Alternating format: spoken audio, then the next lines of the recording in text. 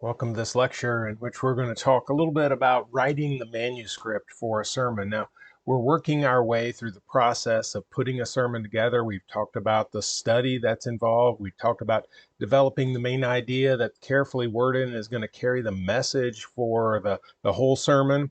We've talked about choosing the path. How are we going to communicate that main idea to our audience? And now, what I want us to think about is how we actually put the sermon on paper or into a computer. Now, this is actually going to run through a couple different lectures because we're going to talk about some other components of a good sermon, but I wanted to get this out in front of us so we were really thinking through what it means to put the sermon on paper. Now, people do that in lots of different ways. Some write a very short sketch that just means an abbreviated form. Some will just list the main points and the few things that they want to say. They don't add a lot of detail, and then they ad lib along the way in the sermon. Others construct an outline and put the main thoughts in the message in that outline, and that gives them enough structure to speak from when it's time to deliver the message. Now, in truth, I've used a multitude. I've used those approaches and some others along the way, but it all depends upon the speaker, right? What works for you. But today, I'd like to make the case for writing a full manuscript of the sermon. I'm not saying you preach from a manuscript. We're going to talk about that a little bit later, but in fact, some of the most boring sermons I've heard have been read from a manuscript because that doesn't engage people. We'll come back to that. But I want to lay out why I think it's important to get all those ideas down in written form, write the whole sermon out in preparation for preaching. So I want to tell you why I think that's important and then tell you how to do that because this has been important for me. So the question is, why write a manuscript? I want to give you several reasons for that today. The first is this: writing a manuscript clarifies your thoughts. Here's what I mean by that.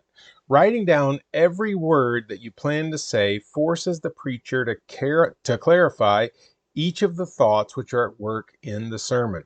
When we lay down just a rough sketch of ideas, sort of laying out what we plan to say, it gets a little sloppy. If we have too much ad lib, we may spend too long on one thing, not long enough on another, maybe not communicate very clearly.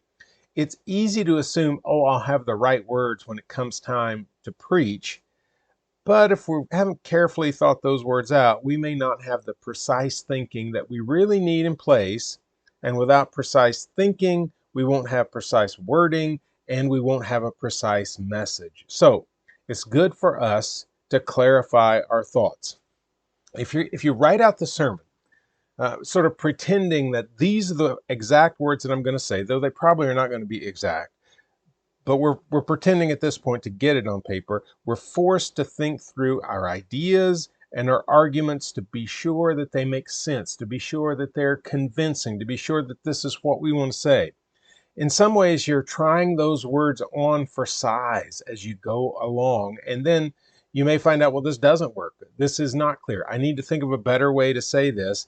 You're going to know it pretty quickly, and you can adjust what you're saying and how you say it right there as you're writing the manuscript before you get any further. So it forces you to eliminate fuzzy thinking that you know is not going to communicate well as you're writing rather than while you're preaching it, which is a much better time to do this. I think all speakers, whatever kind of speech we may be giving, need to clarify their thoughts before they speak, not while they speak. Writing the manuscript helps with that, and I know it helps me with that. It clarifies my thoughts ahead of time, and there are plenty of times when even though I've sort of sketched out before I write the manuscript, even though I've sketched that out, once I start actually writing, I realize, okay, this wording needs to be adjusted. This needs to change. And I think that's good for us. Again, it's that trying those words on for size before we preach them. Second, let me get back to that. Writing a manuscript prepares stories accurately. Now, stories are always going to be an important part of our preaching, right? People will remember, as I've said before, will remember some of the stories you tell long after they've forgotten the points that you make. So the idea is to tell stories that will carry the point Even though they may have forgotten exactly what point you made, the story will remind them of it. Stories can drive our points home in ways that our propositions simply will not. So we need to include story and narrative wherever we can. Okay, whether it's stories that illustrate stories from our own life or the story of scripture that we're speaking. With that said, since stories are so important, we need to make sure we tell them well. Okay, so if we're going to tell a story, we want to tell it in an engaging way that people are going to listen to and then remember. Now, it's easy, I found this to be true, it's easy to assume we know how to tell the story, especially if it involves something in our own life. So if it's part of my story. But the truth is, the stories need fine tuning just like the rest of the sermon needs fine tuning. We need to think through how we're going to introduce the story. What's the first thing we say about it? What facts to include? Parts of the story that maybe are not that important in the way that we're trying to make a point here. So we don't need to tell those parts of the story. And we need to make sure that we've got all the important parts of the story included, okay? It is a bad feeling to realize in the middle of a sermon, as you're telling a story, that you're not completely sure what order some of these events came in or how you're going to tell the story. It's also a bad feeling to realize at the end of the story, you left something out and it's not going to make the point unless you go back and sort of try to fill in what you left out before. So it helps to get that on paper so that you're ready to tell the story when the time comes. Writing out the story is a discipline which helps you tell the story far, far better. So I would encourage you, write the story out. Don't just assume you're going to know how to tell it. Third, writing a manuscript fine tunes your wording. Okay? Now, it clarifies your thoughts. That's the way you're thinking. That's the way you're approaching this. But as you write through the whole sermon, it fine tunes your actual words that you plan to use. So, writing the manuscript clarifies your thinking, but it also helps you fine tune the wording, especially in the major points of your message. It may be that as you're writing, you recognize a better way to word your main points because something that you want to say, so the way the sermon is flowing, you may recognize that what you're saying is just not communicating well, so you reword those things. Your wording, since this is a speech, matters a lot. So if it's not really where it needs to be, this is the time to fix it, not when you're preaching it. And then finally, fourth reason to write a manuscript, writing a manuscript helps limit the length of the sermon. I know that with the font I use, the spacing I use, I pretty much use the same thing on each sermon. I know if I get through 3 pages, that sermon is going to last 18 to 20 minutes. Okay. And that's my goal. Now, your sermon may be shorter or longer. You may have a different goal. It may be that you're in a setting where they limit you and say, this is how long you should preach. It all depends. But here's the thing, I know by the length of the written sermon basically how long the spoken sermon is going to be. So it's a good discipline to plan that as you go and make sure you know how long the sermon needs to be in terms of the written word before you preach it. And so I think writing a manuscript can help limit the length of the sermon. Okay, so now where do we go from there? I want to give you some tips for writing a manuscript. Now, even before we get to this, let me just say that I don't go from my study of the passage to writing the sermon immediately. What I do is I write out a lot of notes in preparation for the writing of the sermon. So I spend a good time handwriting out what I'm planning to say, getting ideas on paper. Maybe it's not all going to be used, but it allows me to process where I'm going in the sermon. And then I start actually typing out the manuscript on my computer. Now, you may type it out, you may write it out. That's completely up to you. I like to type it because then I can make corrections so easily, but whatever works for you. But I am prepared to write the sermon before I start writing. So I'm not sort of planning as I'm writing. Most of that work is already done, and then I'm getting it on paper. So, tips for writing a sermon well.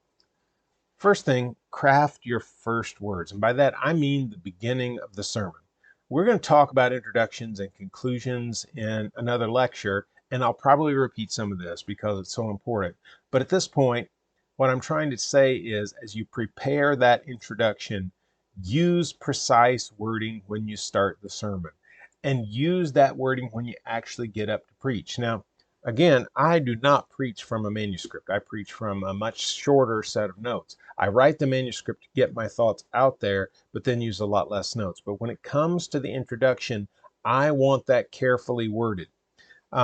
We've noted that people don't give us much time to decide whether they're going to listen or not. And if we don't get their attention quickly, we're probably not going to get it all. So we really need to pay attention to how we're going to start the sermon. We'll talk that through and talk about how to do that effectively. But the point here is the manuscript helps give us a clear statement to start the sermon. We need to start. I've seen too many people begin with sort of a greeting, some mindless words, an attempt to transition into the message, and they've already spent 30 seconds or a minute or 2 minutes, and they've lost everyone because what they've said is, I've not started yet. And when we say we've not started yet, people are not tuned in, and we may have already lost the audience before we actually start the sermon. So when you get up to speak, speak. And as we write the manuscript, this is the place at which we want our words to be very precise. And we want to be ready to say the words that we have written. So write it in the way that you're going to say it. Second, pay attention to transitions. Okay, we have a lot of transitions in our message, right? Because we're moving from point to point in an outline. If it's the path, we're going from me to me, we to me to God, God to you to we. So we need transitions in each one of those settings. Now, if we move from one to the other in such a way that it doesn't continue the thought, people are not going to stay with us. If we try to turn the corner too quickly, if you will, they're not going to turn with us. So we need to say things like, maybe between me and we, it's true for me, but my guess is that it's also true for you. And even that small transition statement can carry people from one section to another. Or maybe as we begin the God section, so we're moving from me to God, or from we to God, maybe we say something like this. Fortunately, we're not the first people to deal with this challenge. We find that Paul gave the Colossian Christians some help in an issue that is amazingly similar. So you see how that takes it from us back to Paul. We need something like that to help people move with us. If we don't use that transitional language, we run the risk of hard transitions that jolt our listeners, don't sound natural, and may leave some people wondering, where in the world is he going or she going with all of that? So it's a good idea to slow down as we make these turns in our sermon. Slow down both in the writing, okay? So we're paying attention. How am I making this transition? Is it clear? Am I doing this well? Am I carrying my listeners with us? And I think it's important even in delivery to slow down in the transitions, to let people move with us as we move from one thing to another. Speaking of transitions, here's another one. What's number 3? Read enough scripture, but not too much. Now, your first reaction might be, well, how can you have too much scripture in a sermon? Scripture should be, a sermon should be biblically based, and so we should read a lot of scripture. Okay, well, I'm not saying we can have too much scripture in our lives, right? We want the Bible speaking to us, speaking to our preaching, speaking to our lives. But here's what I know. When we read too much scripture in one shot in the middle of a sermon, so there's too much at one time, we run the risk of losing our listeners. And if we lose them, it doesn't matter whether it's my words or the words of the Bible. If they're not listening, it doesn't matter. We're wasting time then. And sometimes when we read, they think he's not talking, she's not talking to me, they're just reading to me. And when they sense that, they may stop listening. So what we need is a balance here. It is good for our congregations to hear us reading scripture to them.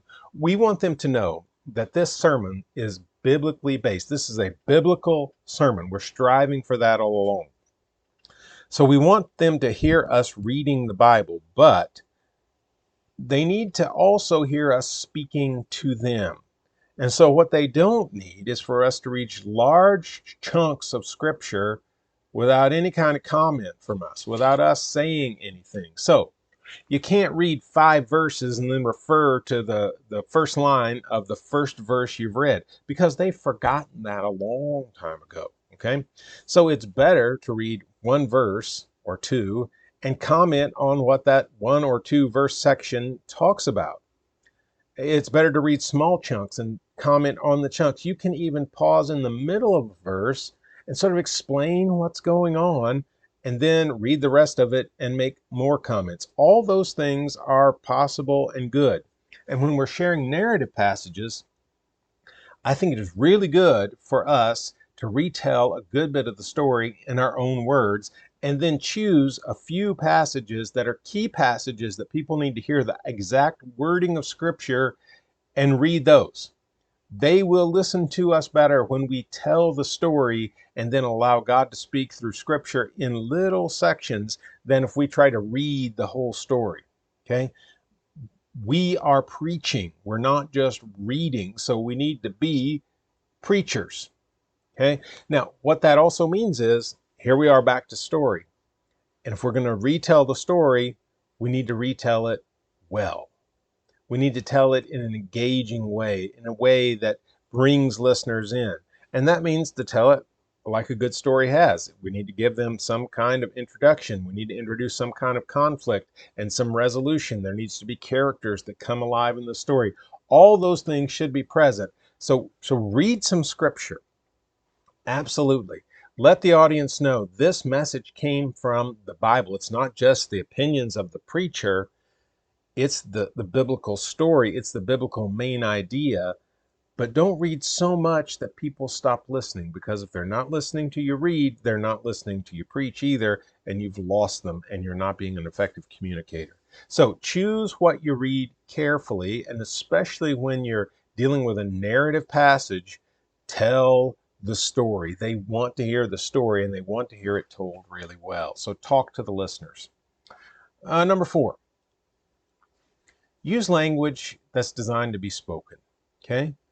We are creating a speech, not an academic paper.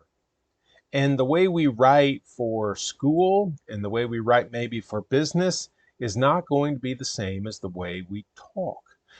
And a sermon is spoken communication.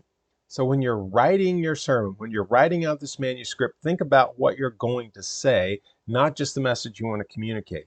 If you're writing an article for some kind of Christian magazine, or you're writing an email to your congregation, or maybe a message, whatever it is, you're going to write it in one way. That's going to be written communication.